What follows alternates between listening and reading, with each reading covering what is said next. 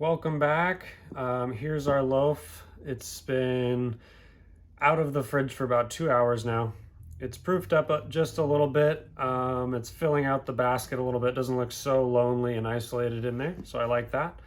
And I wanted to tell you all about a little test called the poke test. It's a way to judge the proof of a dough. So basically what you do is you're gonna, with your fingertip, make a decent indentation and then see what happens when you remove your finger.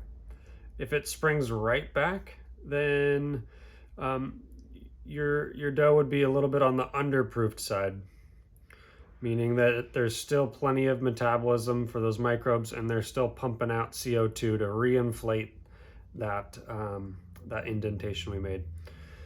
If that poke pressed in and then stayed there and stayed concaved, then we might be a little more on the overproofed side. And this one here, there's just a little bit of a indentation left, but it kind of sprung most of the way back.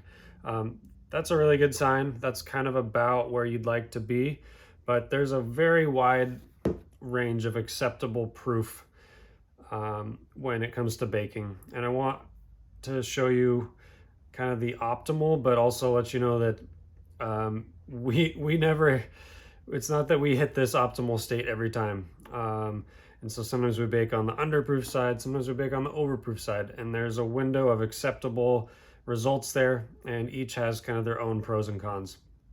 But I think this is looking pretty good, so we're gonna go ahead and move forward with baking now.